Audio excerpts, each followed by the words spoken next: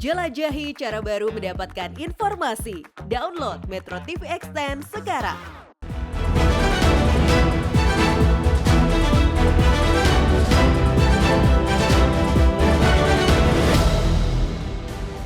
Halo, selamat malam pemirsa. Untuk meminimalisir praktik korupsi, kolusi, dan nepotisme, semua jabatan publik yang dikompetisikan melalui pemilu telah dibatasi masa jabatannya, yaitu 2 periode. Namun ada satu jabatan yang sampai saat ini tidak dibatasi masa jabatannya, yaitu anggota legislatif.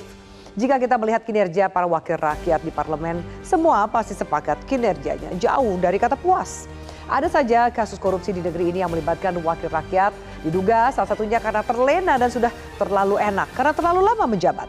Memang sudah waktunya masa jabatan legislatif ini dibatasi demi memberikan kesempatan kepada generasi baru yang lebih segar ide pemikirannya dan bisa diharapkan lebih garang untuk mengawasi pemerintahan. Inilah yang akan kami sajikan dalam editorial pada malam hari ini, Batasi Jabatan Wakil Rakyat. Bersama saya, Afiani Malik.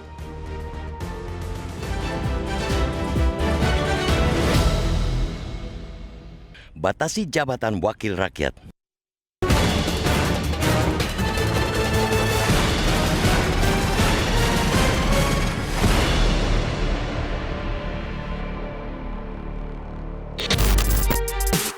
Dalam dunia politik, ada gium kekuasaan cenderung korup dan kekuasaan absolut sudah pasti korup telah menjadi landasan pembatasan jabatan-jabatan publik di seluruh dunia. Ungkapan yang dicetuskan politikus Inggris John Emmerich Edward Dalberg Acton alias Lord Acton lebih dari 1 abad yang lalu itu masih terus relevan hingga masa kini. Di Indonesia, prinsip membuka kesempatan yang setara dan merata sekaligus meminimalkan praktek korupsi, kolusi dan nepotisme menjadi spirit dalam mereformasi periode jabatan publik. Semua jabatan yang dikompetisikan dalam pemilihan umum, bahkan sampai kepala desa telah dibatasi masanya kecuali 1, jabatan anggota parlemen. Saat ini memang belum ada ketentuan mengenai batas maksimal seorang wakil rakyat duduk di parlemen.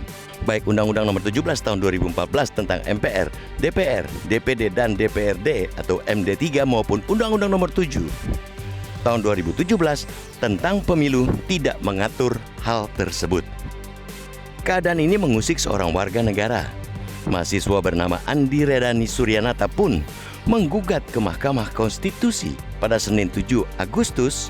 Melalui kuasa hukumnya, Andi mengajukan permohonan uji materi dan meminta pembatasan masa jabatan anggota DPRD, DPD hingga DPR RI. Pasal-pasal yang ia gugat meliputi Pasal 240 Ayat 1 dan Pasal 258 Ayat 1 Undang-Undang Pemilu. Pasal itu memuat ketentuan dan syarat menjadi calon anggota DPR, DPD, dan DPRD. Andi menilai Pasal 240 Ayat 1 dan Pasal 258 Ayat 1 bertentangan dengan Pasal 22E Ayat 1 Undang-Undang tahun 1945 yang menjamin prinsip kesetaraan dan kesempatan yang adil untuk berpartisipasi sebagai calon anggota DPR, DPD, dan DPRD. Hal tersebut karena kedua pasal tidak mengatur pembatasan masa jabatan anggota legislatif. Di sisi lain, kekuasaan yang dipegang secara terus-menerus dapat membuka peluang penyalahgunaan kekuasaan oleh anggota parlemen. Oleh sebab itu, Andi berpendapat masa jabatan wakil rakyat harus dibatasi menjadi maksimal 2 periode dan setelahnya tidak bisa menjabat kembali seperti juga pada masa jabatan presiden dan wakil presiden. Pembatasan masa jabatan anggota parlemen menurut Andi memberi kesempatan generasi baru dengan tenaga dan pikiran baru untuk mengisi lembaga legislatif. Itu membuka peluang ditentukan bibit-bibit baru calon pemimpin negeri. Gugatan serupa sebetulnya sudah pernah diajukan ke MK pada Desember 2019 untuk seorang advokat bernama Ignatius Supriyadi. Dalam permohonannya, Ignatius menilai Pasal 76 Ayat 4, Pasal 252 Ayat 5, Pasal 318 Ayat 4, dan Pasal 367 Ayat 4 Undang-Undang MD3 bertentangan dengan Pasal 28D Ayat 3 Undang-Undang 1945. Ignatius berargumen, tanpa ketentuan pembatasan yang jelas masa jabatan, seorang anggota parlemen bisa berkarir di DPR, DPD, dan DPRD sampai seumur hidup. Alih-alih semakin pekat terhadap aspirasi rakyat, semakin lama menjabat, anggota parlemen justru kian abai. Sayangnya, permohonan tersebut ditariknya kembali sebelum sempat diputuskan MK. Gugatan Andi maupun Ignatius ke MK sesungguhnya mewakili keresahan banyak anggota masyarakat. Kita ingin ide-ide segar mengalir di parlemen. Bila orangnya itu saja, apa bisa berharap begitu? Kita ingin anggota legislatif galak dalam mengawasi jalannya pemerintahan. Jika orang-orangnya sama saja, idealnya mereka akan lebih mengenali lika-liku kecurangan dalam interaksi dengan mitra di pemerintahan. Akan tetapi, bukannya makin tegas menegur, ini malam semakin kong kali kong menggarong uang rakyat. Pembatasan masa jabatan anggota parlemen kiranya sudah saat diberlakukan. Ini akan memaksa partai-partai politik bekerja keras untuk mencari dan mendidik talenta dari seantero negeri. Dari situ, kita boleh berharap munculnya calon-calon pemimpin yang mampu mewujudkan cita-cita bangsa.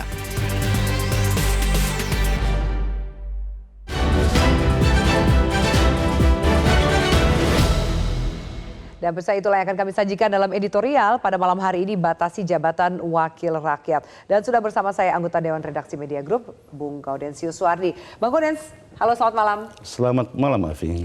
Kenapa dari banyak hal topik yang spesifik kita angkat adalah soal pembatasan masa jabatan parlemen. Kita tahu bahwa hampir semua jabatan yang dikompetisikan memiliki batasan masa jabatan.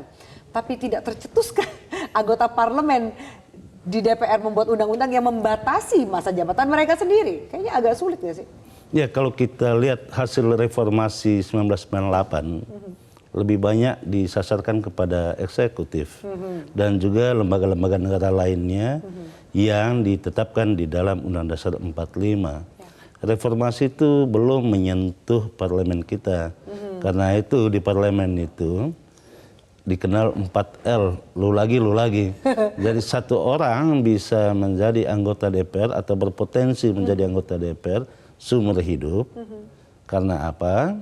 Karena memang undang-undang tidak membatasi anggota DPR berapa periode untuk berada di sana. Ya. Kalau kita melihat jabatan-jabatan publik lain, katakanlah presiden, wakil presiden, Mahkamah Konstitusi, anggota yang lain-lain, itu dibatasi hanya 2 periode. Bahkan kepala desa saja dibatasi kok. Yeah. Masa ini enggak itu? Kata orang, semakin lama berkuasa dan kekuasaan itu semakin menumpuk-numpuk, ya semakin cenderung korupsi sih. Dan itulah yang kita lihat saat ini. Dan ditambah kemudian kritiknya terhadap makin tidak pekanya terhadap aspirasi masyarakat. Bang Gaudens, kalau kita lihat, tapi kan memang setiap 5 tahunan banyak peserta yang baru. Tapi mungkin saja, ini argumentasi yang mungkin tidak setuju, mungkin saja masyarakat memang menyukai sosok itu untuk dipilih menjadi wakil mereka di sebuah dapil. Oh benar sekali Afi, kalau kita jujur ya, bahwa banyak muka baru yang masuk. Tetapi muka baru itu tidak pernah memberikan warna pada kiprah DPR sebagai lembaga. Mengapa? Karena yang menjadi penguasa di sana masih orang-orang lama kok, bukan orang-orang baru. Jadi hampir tidak pernah ada atau jarang sekali ada orang baru langsung diberi perannya strategis di DPR. Selalu orang yang lama-lama saja. Jadi wajah lama, orang lama yang mengatur semua dengan klik dan juga tanda kutip geng mereka lah gitu ya. Orang baru ini hanya sebagai wajah baru saja, tapi mungkin perannya sebagai anggota legislatif tidak terasa. Ya kalau kita mau lebih jujur lagi, sepanjang reformasi hampir tidak ada gagasan-gagasan berlian yang datang dari Senayan. Dari Senayan itu lebih banyaknya jadi yes man, bahkan sekarang itu cenderung juga menjadi stempel gitu. Karena itu jangan pernah berharap perubahan itu datang dari Senayan, karena di Senayan sana ya bercokol orang-orang lama. Karena itu penting sekali untuk membatasi masa jabatan anggota DPR mulai dari pusat sampai daerah. Apalagi di daerah, anggota DPRD-nya lebih banyak jadi pengusaha. Daripada mereka menjadi pengusaha mengambil uang APBD juga. Lah, kalau di DPR bahkan kita pernah mendengarlah ada anggota DPR mengatakan kita ini semua menurutnya ke ketua fraksi atau bahkan ke ketua umum partai masing-masing. Jadi bagaimana bukankah kemudian ini bisa dilihat ujungnya kinerjanya tidak bagus, tidak produktif, itu bukan cuma masalah anggotanya tapi juga mungkin arahan dari atasnya. Ya, ada 2 persoalan sesungguhnya yang terkait dengan pembatasan masa jabatan anggota parlemen. Yang pertama itu soal kesetaraan. Kapan orang-orang dari daerah atau dari pelosok bisa masuk ke Senayan gitu. Kalau di Senayan itu dikuasai oleh wajah-wajah lama, itu yang pertama.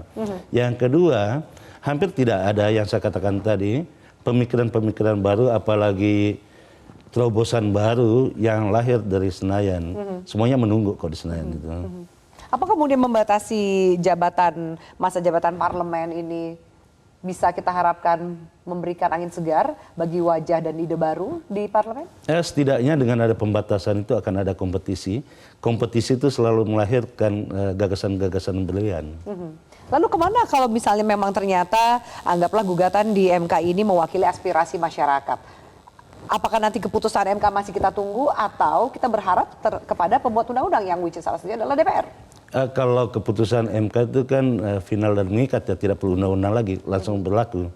Tetapi kalau menunggu DPR yang mengatur dirinya sendiri, sepertinya kapan tidak tempo, mungkin. gitu kan, itu sama saja kita menunggu matahari itu terbitnya di barat itu. Gitu ya. Ya. Baik, nanti kita akan putarkan seperti apa tanggapan dari para anggota DPR yang saat ini dikritik soal masa jabatannya. Kami akan lanjutkan diskusi ini pemirsa sesaat lagi, tetaplah bersama kami.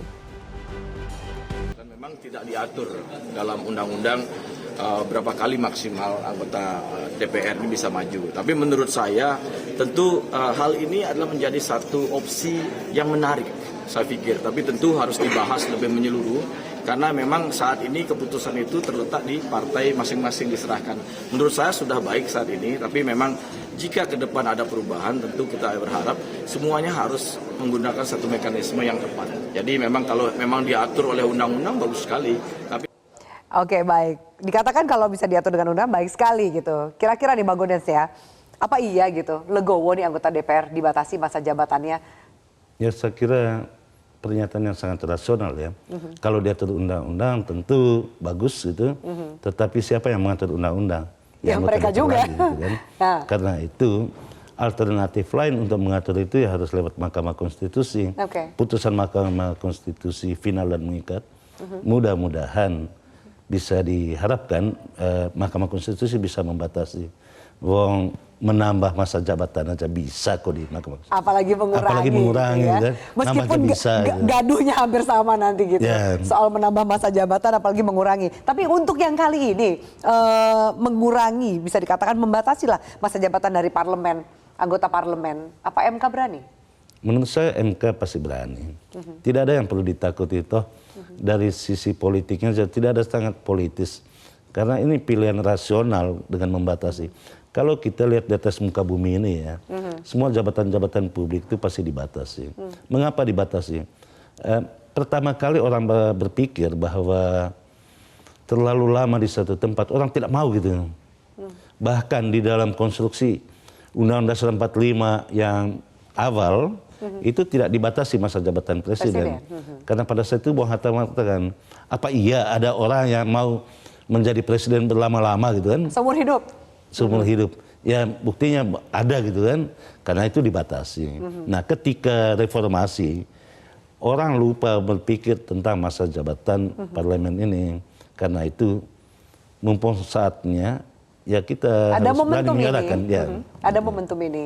Baik, Bang Gaudens sekali kita ingat bahwa tadi sempat disampaikan oleh Bang Gaudens di awal bahwa kita tahu ada gium kekuasaan cenderung korup, power tends to corrupt, dan kemudian kekuasaan absolut sudah pasti korup. Kita lihat menyimak betapa banyaknya juga kasus-kasus korupsi yang menjerat anggota DPR. Bagaimana kemudian ini juga bisa menjadi salah satu dasar pertimbangan untuk membatasi masa jabatan anggota parlemen? Ya, saya tidak masuk ke teori ya, tetapi fakta yang terjadi selama ini, semakin lama orang di jabatan di DPR itu, menjabat DPR, semakin paham dia lika-liku permainan di balik meja di Senayan itu. Sehingga jangan heran banyak juga anggota DPR yang sekarang ini masuk di dalam penjara gitu. Bahkan ketua DPR, mantan ketua DPR juga pernah masuk penjara dan sekarang masih di penjara gitu. Itu kenapa? Karena mereka sudah terlalu lama di sana dan paham betul cara bermainnya. Karena korupsi di era reformasi ini kan, kalau dulu itu kan di bawah meja korupsinya. Sekarang meja-mejanya dikorupsi juga. Semuanya nggak bersisa.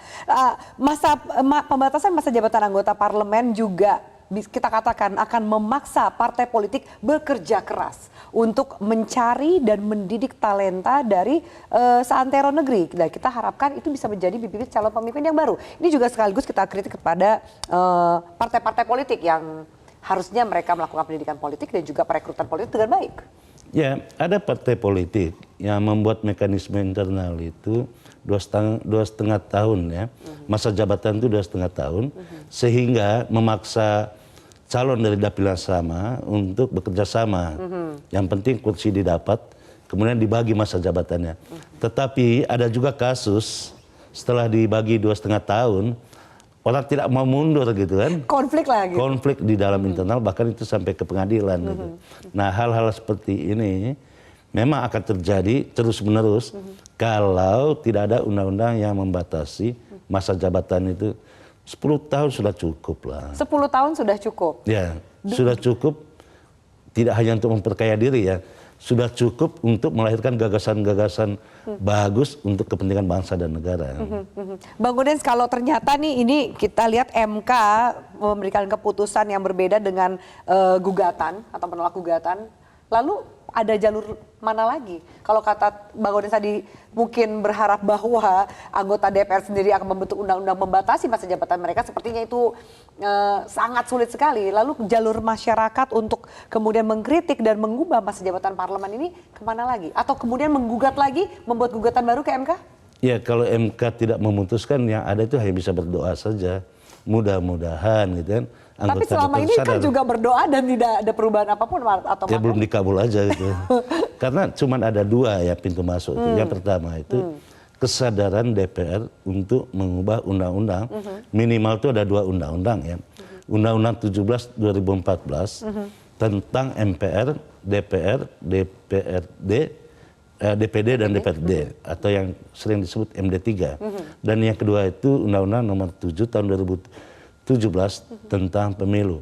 Di dalam undang-undang itu disebutkan bahwa anggota DPR itu dapat dipilih kembali. Ya. Nah, dipilih kembalinya itu sama seperti rumusan awal di Undang-Undang Dasar 45 untuk presiden itu. Tidak disebutkan berapa periode dia bisa dipilih kembali. Jadi memang tidak ada batasannya. Kita akan jeda, Bang Gaudens, kita akan lihat apa kata netizen. Lebih lanjut kita akan lanjutkan diskusi ini, pemirsa. Tetaplah bersama kami di Editorial Malam. Baik pemirsa, terima kasih Anda masih bersama kami di Editorial Malam. Kami tampilkan polling yang kami lakukan di media sosial Twitter @MetroTV. Setujukah Anda masa jabatan wakil rakyat dibatasi menjadi 2 periode? Ini bisa dikatakan mayoritas hampir bulat nih. 94% mengatakan iya untuk mencegah KKN. Tapi ada 6% yang mengatakan tidak, diperlukan kesinambungan kerja. Bang Gaudens? Ya, ini menarik ya. Kan 6% itu ini anggota DPR. dewan atau keluarganya yang 6% ini. Tetapi di sini sangat terlihat bahwa aspirasi masyarakat yang disebut silent majority itu sesungguhnya menginginkan sekali agar anggota DPR itu dibatasi, cukuplah 2 periode. Seperti tadi tampilan juga komentar netizen yang kami munculkan sempat Advandi mengatakan sangat setuju, batasi gitu. Ini aspirasi masyarakat, minimal perwakilan dari para netizen mengatakan apa yang memang mereka inginkan. Ada dari Tau Hiau Baene, kalau bisa malah 1 periode aja, ini lebih sadis lagi, udah 1 periode aja, nggak usah sampai maksimal 2 periode. Nah, Bang Gaudens, kita kan tahu bahwa ini anggota DPR, ya kan, parlemen ini kan wakil rakyat, harusnya mewakili aspirasi masyarakat. Aspirasi masyarakat tadi jelas, kita lewat polling kita, lewat komentar netizen, sejumlah gugatan ke MK juga sudah sempat dilayangkan, tapi kok aspirasi yang ini, khusus yang ini tidak diserap oleh anggota parlemen yang menjadi wakil rakyat di Senayan. Ya, normatifnya itu kan kalau menjadi anggota DPR itu menjadi wakil rakyat, mewakili aspirasi rakyat. Tetapi yang terjadi di Indonesia itu kan antara rakyat dan wakilnya itu ada jurang yang menganga ya. Jadi aspirasi itu tidak pernah nyambung gitu. Mengapa tidak nyambung? Karena di Senayan itu bicaranya kan di ruang dingin. Ber-AC gitu ya? Ber-AC kan. Rakyat itu kan di sawah-sawah. Bagaimana bisa nyambung gitu. Jadi apa yang perlu dilakukan supaya anggota DPR ini jelas memperhatikan aspirasi masyarakat yang memang memilih mereka dan menaruh kepercayaan terhadap wakil mereka di Senayan. Jangan sampai kemudian oh ya ini namanya wakil rakyat tapi dipilih-pilih aspirasi masyarakat yang menguntungkan mereka teruskan, yang tidak menguntungkan oleh mereka PTS-kan. Ya idealnya kalau memang undang-undang itu belum terbentuk, partai politik bisa mengambil kebijakan internal untuk membatasi masa jabatannya.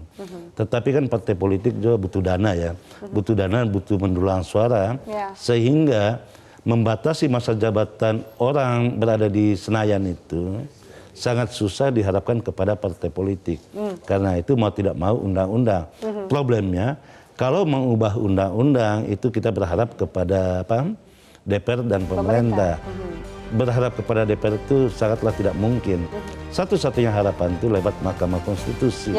Mudah-mudahan Mahkamah Konstitusi masih waras gitu ya. Kita nantikan bagaimana hasil keputusan dari Mahkamah Konstitusi atas gugatan yang masuk soal masa jabatan parlemen ini. Bang Gunas, terima kasih banyak untuk waktunya. Dan juga pemirsa terima kasih banyak untuk atensi Anda. Saya Fitri Malik undur diri. Kita jumpa di editorial malam berikutnya. Selamat malam, sampai jumpa.